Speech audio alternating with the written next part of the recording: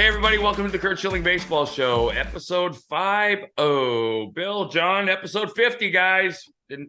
Who would have thought it way back in February? You know what? Honestly, though, it's flown by. It really has. It has flown by, and it's been, I kind of look forward to hanging out with you two every week, although my office is undergoing renovations right now, and it's just chaos in here. But we're going to, you know what? We're going to start off episode 50 with something I've never seen before. I've never even been around it before. I've been around hot streaks. I've been around hot players. I have never seen a hitter get 17 hits in 4 games. Like, that's 4 hit games with a single thrown in on the side somewhere. I don't even know. 8, he was. So we're in mid to late August, and this is the time, the Dennis Green time. You are what your numbers say you are. And to raise your average 22 points in a 4-game stretch in August means you probably just got called up. But Julio Rodriguez of the Mariners went 17 for 21, raised his average from 256 to 278, probably won a crap ton of guys the weekend fantasy baseball. And the Mariners are 14-3 in their last 17. They're a half game behind the Astros for the second AL wildcard spot. Excuse me. And they maintain a half game lead over the Blue Jays for third. That was as of Monday. I don't even know what to say. I've never seen anything like it. And John, the question you asked, are we going to see more stories like this? No, we're not. This is the unicorn. And this kid is a unicorn. Honestly, he's, I think he was my pick to win the home run derby this year, and I think he hit like 41 in a round. He's a special player, and he's a special player because only special players do things like that. The record was set of 16 was set in 1925 by Milt Stock, so that doesn't count. Of the Brooklyn Robins, which definitely doesn't count because that's a horrific team name. Who had 4 consecutive 4-hit games. Rodriguez broke that record. So he just did something. Bill, the thing I've said time and time again, anytime you talk about a century and a half old sport and something happens for the first time, you're seeing something unthinkable. Well, and we talked about 30-30 guys, Curt. He now has 21 home runs and 33 stolen bases on the year already. Yeah. So he's a special player. He's a very special player. And the 21 home run to get to 30, he's got probably as much power as anybody in the game, just raw power. But my goodness, I don't even, and like I said, you're seeing I always played with guys who talked about, it was Wes Chamberlain in Philly. If the guy got hot, he could carry a team for a series. But carrying a team for a series is like going 9 for 18 with 2 homers. It's not going 17 for 21. But you Seattle fans need to take that in and appreciate that for what I know you will. You're a good group of fans. But that came amidst the weekend of sweeps. Mariners swept the Astros, which is no small thing, to extend their streak to 6 at the end of the weekend, put them in the final wildcard spot. Toronto falls a half game out. The Rangers had a chance to get after it and separate. Instead, got swept by the Brewers. Still lead the West by 2.5 over Houston, but 3 of the Mariners. It's now a race, even though Anaheim's nowhere to be seen in it. A little lighter news: the O's swept the A's, which everybody is doing, but the O's are winning as good teams should. They're 3 games up over Tampa coming out of Sunday. Kyle Bradish went 6, gave up 2 hits, a walk, struck out 8, dropped his ERA to 3.03. Starting to probably make a case to be a game 1 starter in the postseason. Yeah, that's what I was going to ask you, Curt. He is looking more and more like the ace of that staff. Right. Yeah, and one of the things that you benefit from in a situation like Baltimore's in is you get a chance to see your young pitchers and how they're going to react to pressure. They're in a pennant race. Every game is meaningful. The stadium's full, home and road for the most part. How are they going to react? And he's reacting how you'd hope.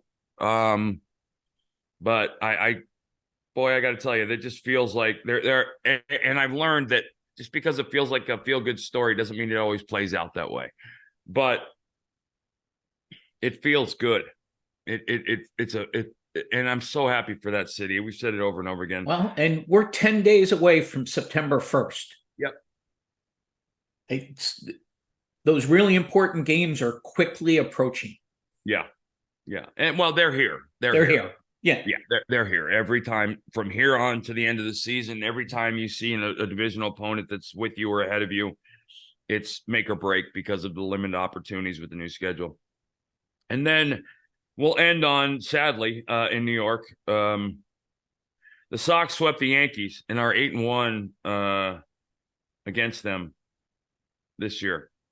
Aaron Boone, after the game, said it all. They've kicked our ass. You know what? I'll say it, and you hear it here first, and I don't want to be first, but Aaron Boone's going to get fired, and that's going to suck because none of this is his fault. And every player in Yankee pinstripes that know, and these guys know Aaron, and I promise you they care very deeply about this guy. He's the kind of guy that warrants that kind of emotion. Every one of them should feel like crap because it's their fault he's going to get fired, period. You couldn't ask for a better, more calming influence. I guarantee you there's no panic in his voice. But correct me if I'm wrong, but as a player, it always felt like Yankee fans wanted to see panic when they were losing. They didn't just want to panic. They wanted the organization to panic, right? You heard, I think earlier, what was it last show? Didn't we, John, we were talking about last show, trade Judge, trade Cole, blow it up. And it's like, no, number one.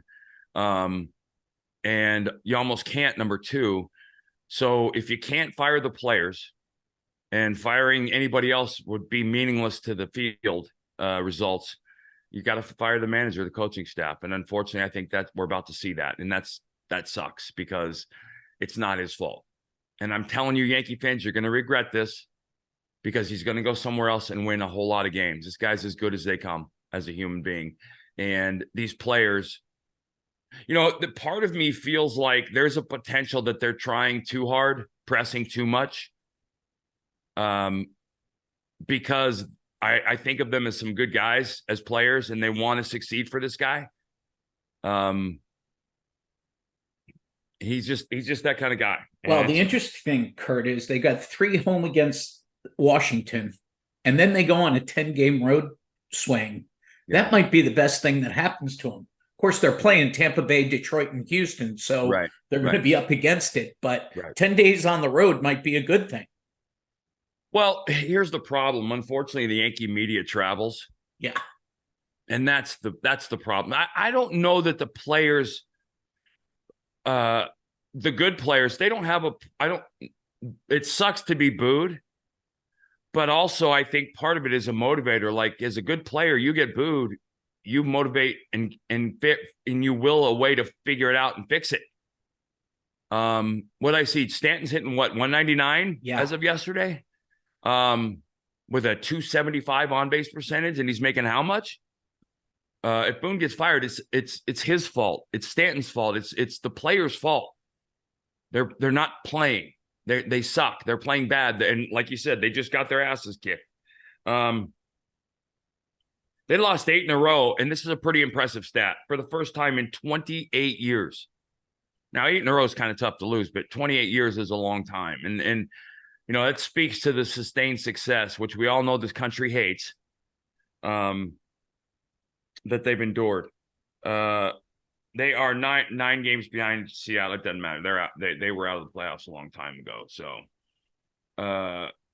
they've lost 8 straight. They were swept by Atlanta and Boston, which hurts. And the Boston sweep just adds salt into that wound, right? I mean, if it was Minnesota, it wouldn't probably be as big a deal, but the media in New York sucks, and they're going to make it an even bigger deal. August 19th to the 26th of 1995, Buck Showalter was managing the team. They lost 8 straight, fell to 53 and 58. then went 26-7 to find a wild card spot. They are in danger of, and again, only Yankee fans are so entitled, ending their streak of 30 consecutive winning seasons. I would hazard to guess, and I'm spitballing, that might be the longest in sports, the Big Four. I'm having a hard time seeing it. I'm trying to think of another team that might have come close, and I'm not coming up with it. Lakers, no. No. Dodgers, no. No. Football, Patriots, no. No. I mean, since 2001 is when they were good. That's 22 years. This was before that.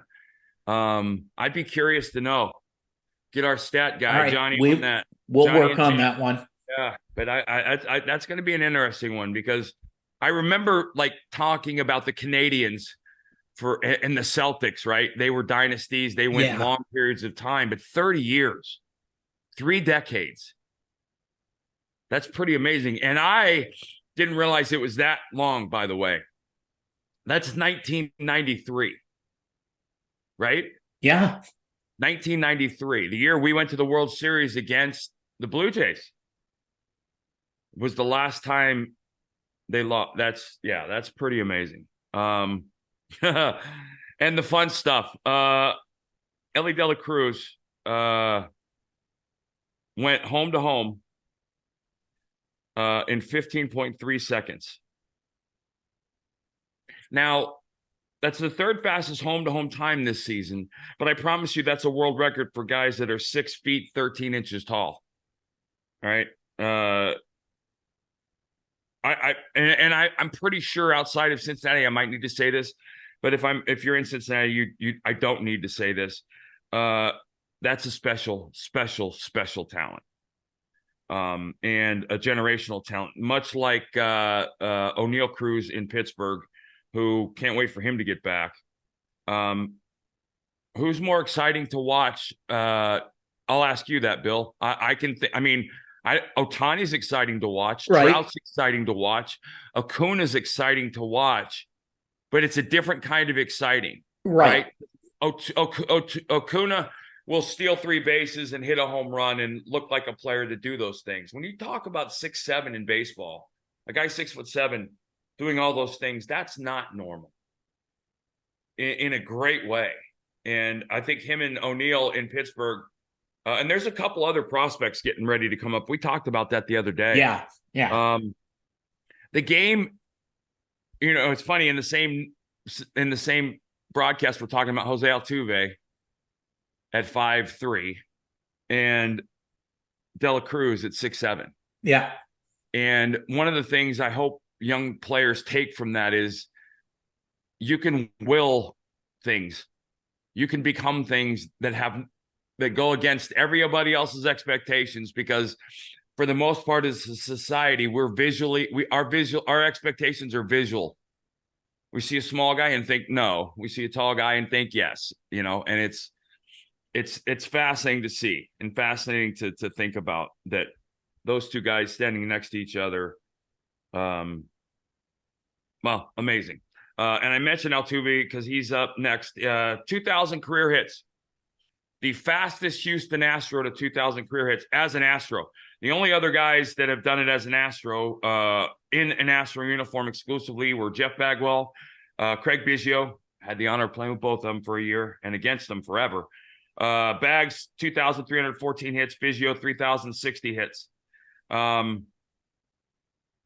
He did it in 1,631 games, which is the fastest ever and the third most ever.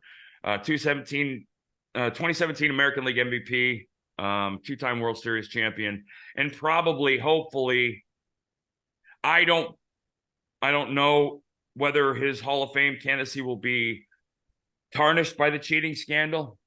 I do remember the video of the shirt. I don't know if you remember the video, Bill, but the shirt where the jersey got torn off with the microphone. Yep. Yeah. So in my mind, he to some degree was part of it. Don't really care other than to say, if you're not going to take care of that World Series and that cheat when it happened, don't drag it out. The guy's had a phenomenal. He's a Hall of Famer. Was a Hall of Famer before that, and he's a Hall of Famer after it. Well, look at the Astros with and without him this year. He came back. He's now had a little over 200 at bats. He's got 9 home runs and 29 RBIs and 13 stolen bases, and his OPS is 949. Right. Yeah. Anytime you can divide your height, your OPS by your height, and get a number like 10, that's pretty impressive. But yeah, he is. And John, the question I think is legit. Is he a sure thing Hall of Famer? I say absolutely. He will suffer because Yankee writers who are vindictive and have always used, many of them have always used their Hall of Fame ballots as a personal platform to make a statement.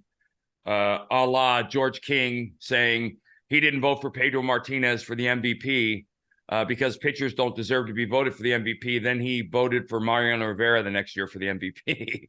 So they are the worst of the worst. And that, not all of them. There's a couple nice ones. Scooting on to Philly. And you know what? This is actually a cool little topic because I believe it. Trey Turner hit 2 home runs in the same inning.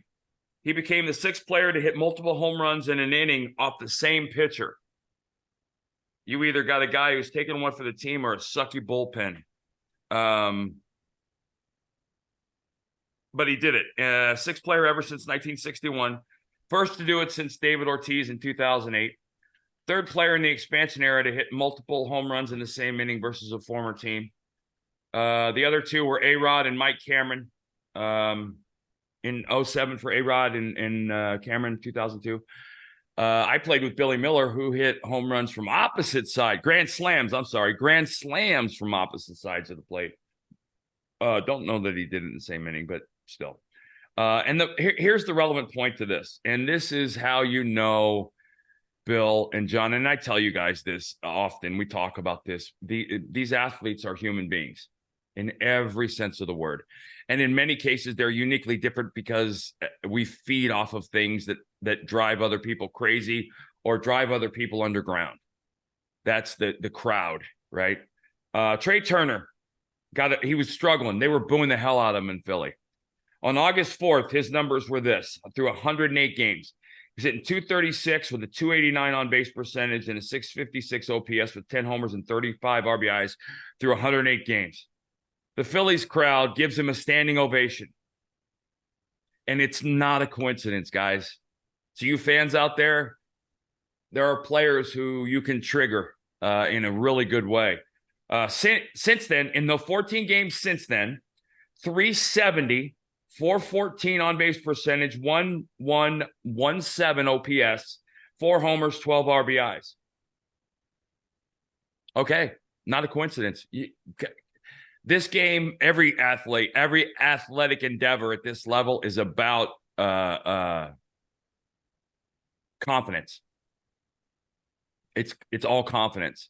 And there's a positive, and for anybody that's ever done sports psychology, there's a physical component to emotions.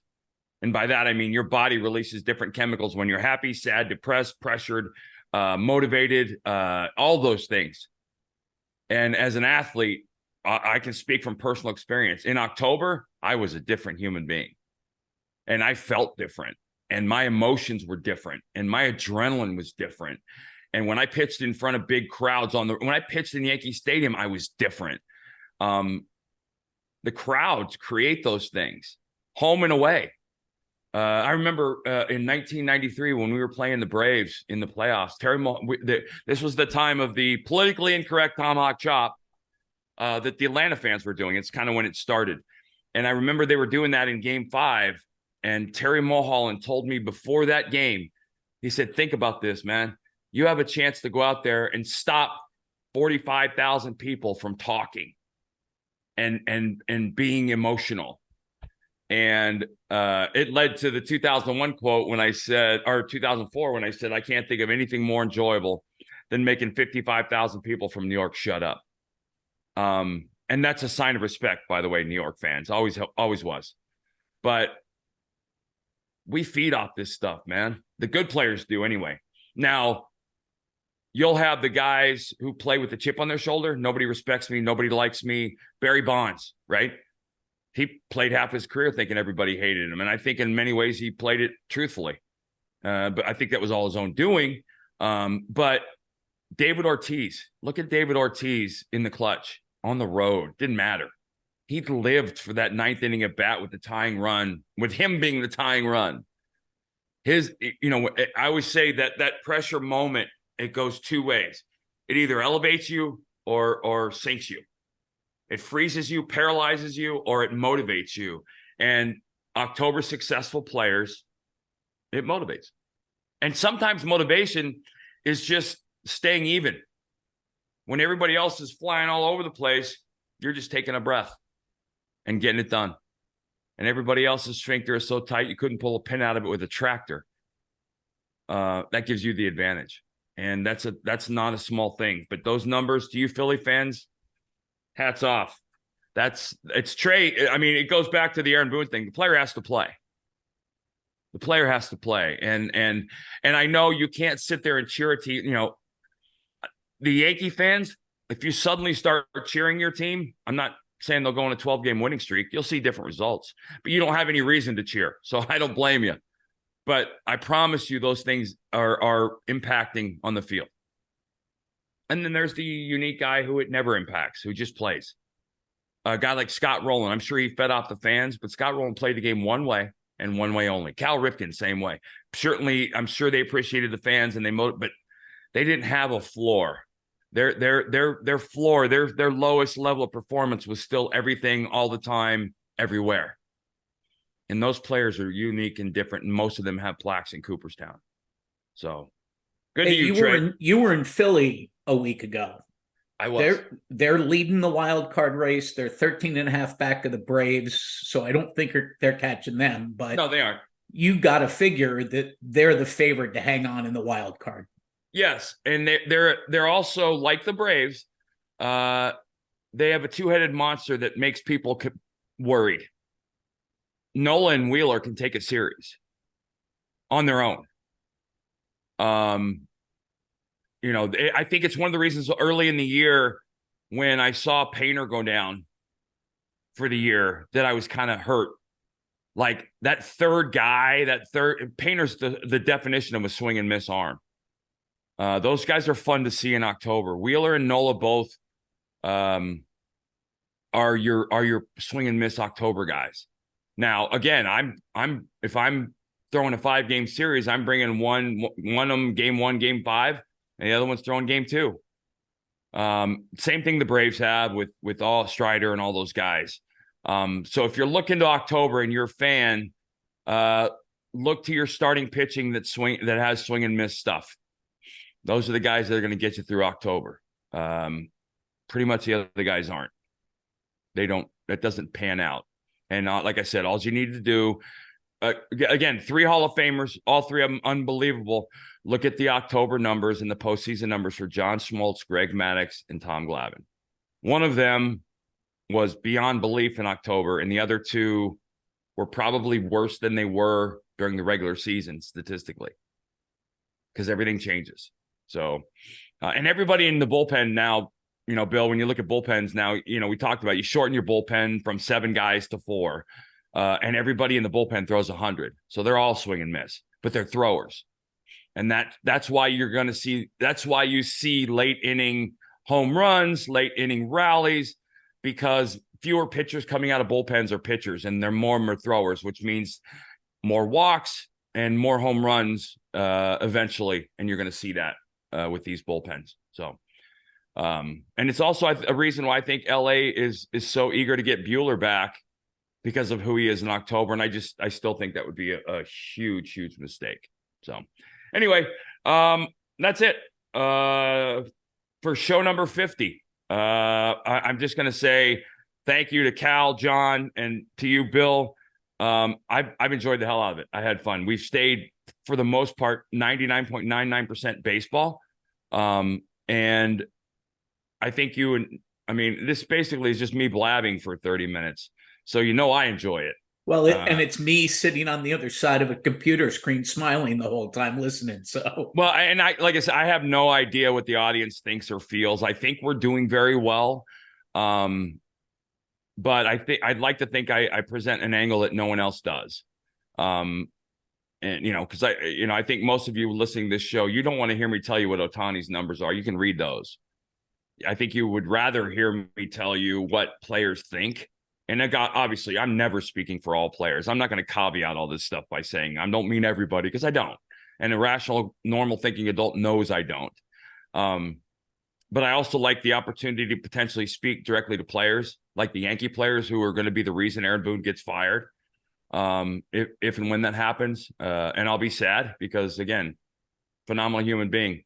I'm concerned. I don't want to see the same thing happen in New York with the Mets, because I feel like I think Mr. Cohen is pretty rational. I mean, if you can spend $350 million and be rational, okay. But I'd like to think that there's no knee-jerk. The knee-jerk stuff, I get it, right? If let's put it this way, Bill, is it Pedro Grifol and the White Sox? mm-hmm. If they were to fire him after the year, I would kind of understand that, right? We brought him on too early. He didn't have any experience. Not a slight to him. It's not an easy thing to do, but managing in the big leagues is a personality contest as much now. But I could understand that because they underachieved, and some of the stuff that came out of that camp with players that left the club talking about it. And listen, players don't. Was it Middleton? Was that who it was? The reliever? Yeah.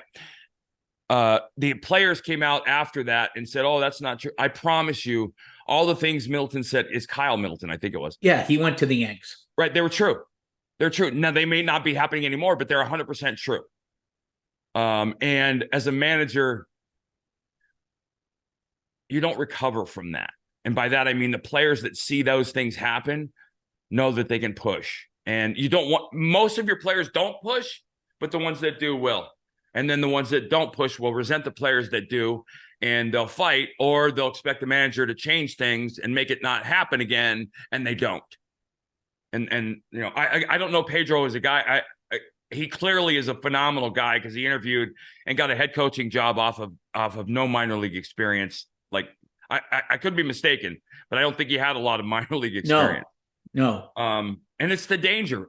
I'll go back to a guy who kicked it out of the park or knocked it out of the park, Mike Matheny, who to me could manage anybody, anywhere, anytime. Is the kind of guy that you want as a first-time manager. Morals, integrity, ethics, honor, all the things you want your players to embody is at the core of who Mike Matheny is.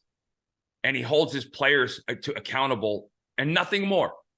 And as a manager, that's all you can do. So anyway, rambled about that. But it's been an incredibly fun 50 shows, guys. And I'm looking forward to expanding. I know we have a new booker, so we're going to be getting some interviews of some pretty amazing people. And the season's going to go on. And then, I'm curious, I want to put a feeler out there too, Bill. I'd like to know from the fans what they'd like to see from us in the winter.